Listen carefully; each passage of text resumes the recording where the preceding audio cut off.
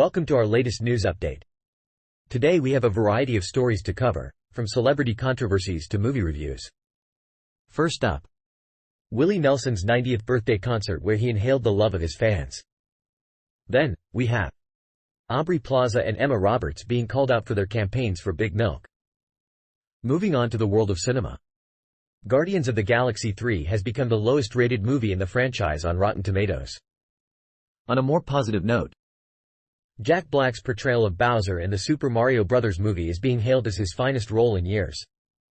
Finally, an actor reveals that they lost a Marvel role after refusing to strip for the director. With all that said, let's get started. Breaking news, country music legend Willie Nelson celebrated his 90th birthday with a two-night concert in Los Angeles. The event was attended by thousands of fans and featured performances by many famous artists. Wow, 90 years old and still rocking it. I guess Willie really is one of the last real cowboys. Did you guys see him perform with Neil Young? It was like watching two legends collide. Indeed, it is quite impressive that Willie Nelson is still performing at his age. And it seems he has quite the fan base, even among younger generations.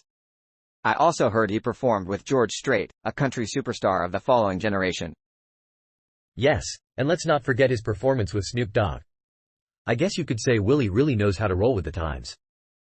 It's amazing to see how Willie Nelson has brought people together with his music. I heard Miranda Lambert performed a rousing version of Mamas Don't Let Your Babies Grow Up to Be Cowboys at the concert.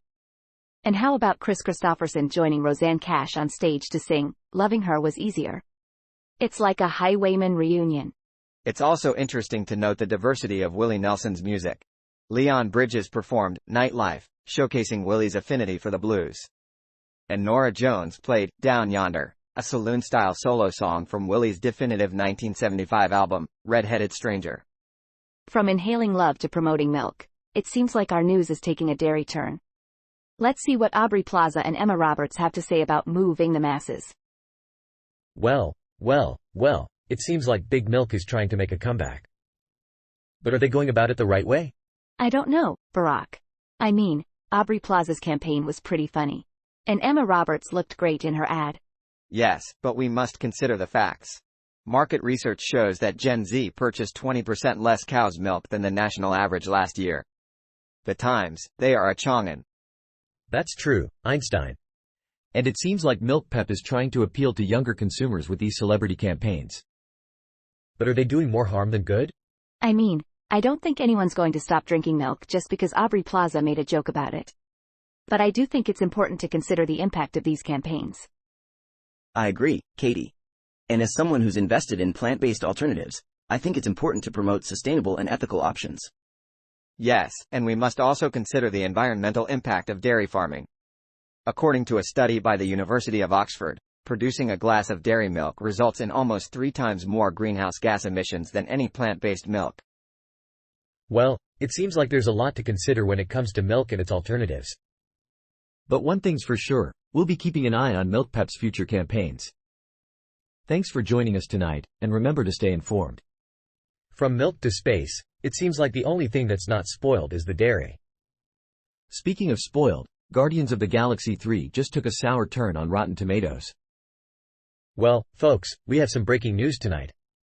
Guardians of the Galaxy Volume 3 has become the lowest rated movie in the franchise on Rotten Tomatoes. Oh no, say it ain't so. I was really looking forward to this one. Well, Katie, I'm afraid the numbers don't lie. The Rotten Tomatoes score for Guardians of the Galaxy Volume 3 is at 80%, which is lower than both of the first 2 movies in the franchise. I guess we'll have to wait and see if the fans agree with the critics. But let's not forget, Rotten Tomatoes isn't the only measure of a movie's success. That's a good point, Elon. And in this article from The Direct, they mention that Guardians of the Galaxy Volume 3 is still the 4th highest rated movie in the multiverse saga since 2019. But it's still a bit of a disappointment, isn't it? I mean, the first 2 movies were so well received, and this one had a lot of hype leading up to its release. Yes, Katie, it's always a challenge to live up to high expectations. But let's not forget that the MCU has a long history of successful movies, and one less than stellar entry isn't going to change that. Exactly, Albert. And with Phase 5 already off to a bit of a rocky start for some viewers, I'm sure Marvel Studios is already looking ahead to their next big project. Well, it looks like the Guardians of the Galaxy won't be joining the Fantastic Four anytime soon. But speaking of Marvel, Mila Kunis has some insider knowledge on who will be joining the superhero squad. Breaking news, folks. Mila Kunis has denied rumors that she'll be starring in Marvel Studios' upcoming Fantastic Four reboot. But she did let slip that she knows who will be starring in the project. Oh, juicy. Do we have any idea who it could be? Well, Katie, I'm sure you have some theories, but let's stick to the facts.